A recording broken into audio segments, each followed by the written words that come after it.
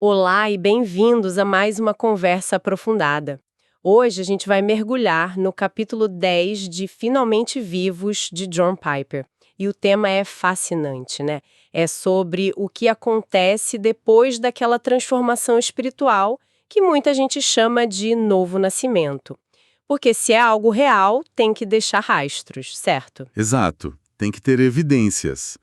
A proposta do texto é justamente essa: tirar essa experiência do campo do puramente subjetivo, do eu sinto que mudei, E trazer para o concreto. e trazer para o concreto, para o observável. É como se o autor quisesse nos dar uma lente para enxergar uma mudança que acontece por dentro, sabe? Perfeito. E a nossa missão aqui é usar a fonte que o Piper usa, que é a primeira epístola de João na Bíblia, para entender o que o autor chama de os testes da vida. Basicamente, decifrar quais são esses sinais, essas evidências de que a mudança interna realmente aconteceu. Isso. E antes de entrar nos testes em si, é bom entender o porquê dessa carta ter sido escrita, né? Qual era a intenção do autor, João? Boa. Qual era o contexto? Então, a fonte deixa claro que não era um motivo só, eram vários. O autor do livro resume bem.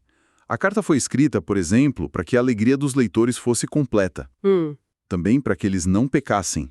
Mas, tipo assim, se pecassem, eles tivessem a segurança de um advogado junto ao Pai. Uma carta de encorajamento, então. De encorajamento e de proteção também.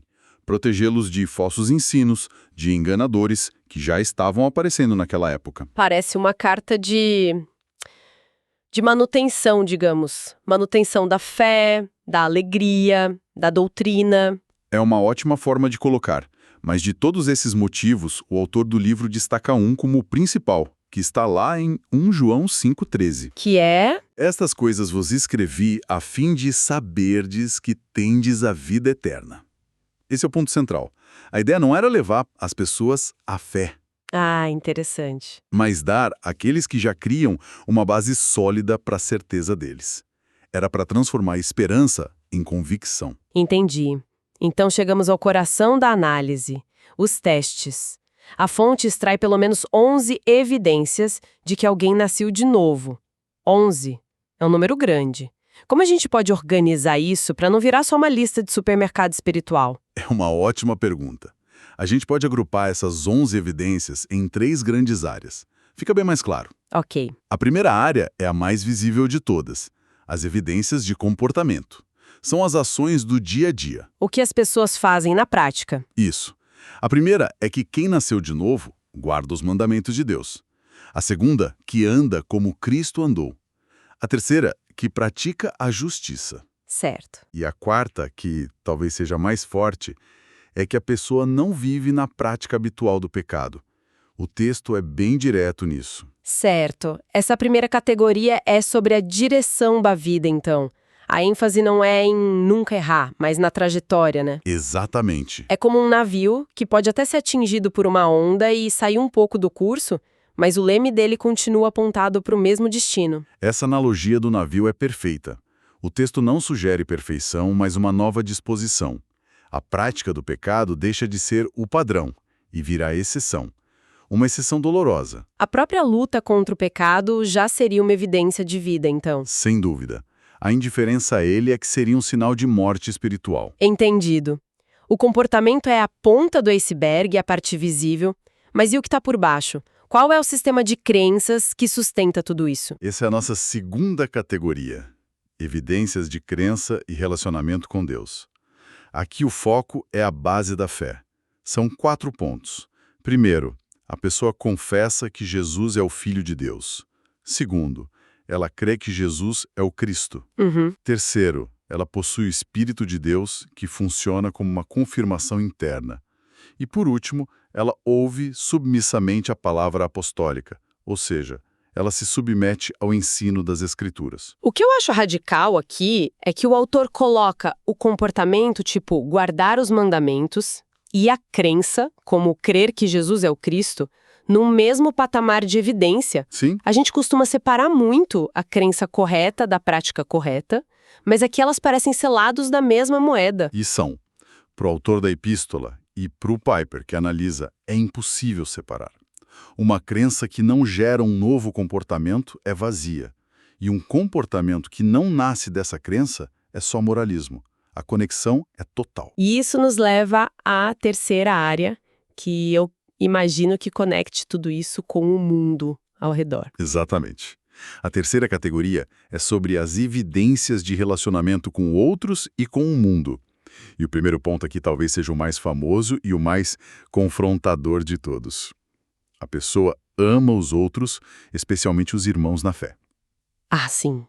O texto diz: nós sabemos que já passamos da morte para a vida porque amamos os irmãos. Não é uma opção, é a prova. É a prova cabal. E ainda diz que quem afirma amar a Deus, mas odeia o irmão, é mentiroso. É um teste bem difícil de burlar. Impossível, né? Impossível, segundo o autor. Os outros dois pontos desse grupo são que a pessoa não ama o mundo. E aqui, mundo significa o sistema de valores oposto a Deus, né? Não o planeta. Exato, o sistema de valores. E como resultado disso, ela vence o mundo. Essa ideia de vitória é super importante e a gente vai voltar nela. Que ouvir uma lista de testes pode gerar uma certa ansiedade. Com certeza. Alguém pode ouvir isso e ficar se autoavaliando o dia todo com medo de não passar na prova, sabe? Como o autor lida com esse risco de transformar a fé numa performance? Essa é a preocupação central do autor. E ele dedica uma parte importante do capítulo para tratar de duas interpretações erradas que essa lista poderia gerar. A primeira, exatamente como você falou, é o erro do perfeccionismo. A ideia de que, para ser um cristão genuíno, eu preciso ser perfeito e nunca mais pecar. Exato. E a fonte usa a própria carta de João para demolir essa ideia. Em João 1,8 está escrito: se dissermos que não temos pecado nenhum, a nós mesmos nos enganamos. Certo. O texto argumenta que andar na luz não significa ausência de tropeços. Significa que quando a gente tropeça, a luz da verdade nos expõe.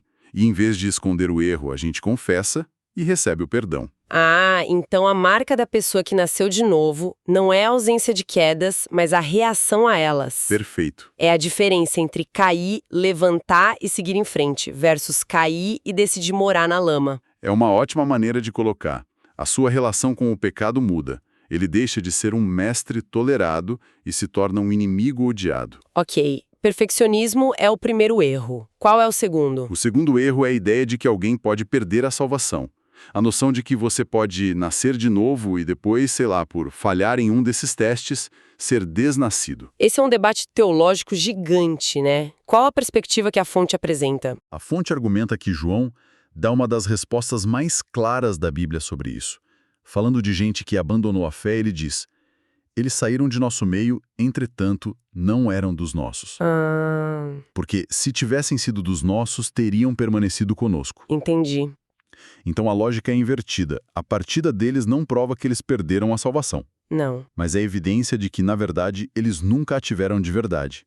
A apostasia só revela uma condição que já existia. Precisamente. O autor do livro conclui que a perseverança na fé não é a causa pela qual alguém se mantém salvo.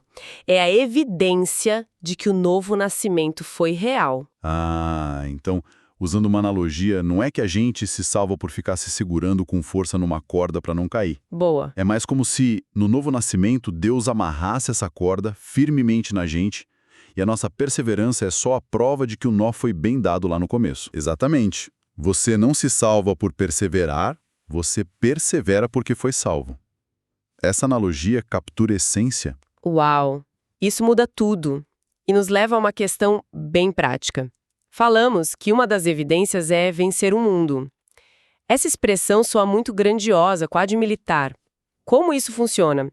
Para amarrar as pontas, a fonte descreve uma corrente de 3 elos que explica a mecânica dessa vitória, né? Sim, é uma sequência lógica brilhante que Piper extrai de 1 João 5. O primeiro elo é: o amor a Deus se mostra quando a gente guarda os mandamentos dele.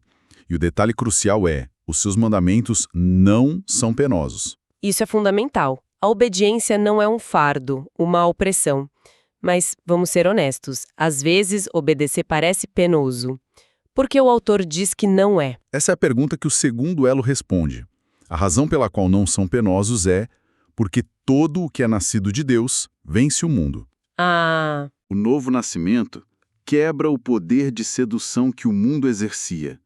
As coisas que o mundo oferece como tesouros, poder, prazer, aprovação, perdem aquele brilho todo. ou seja, o desejo é redirecionado.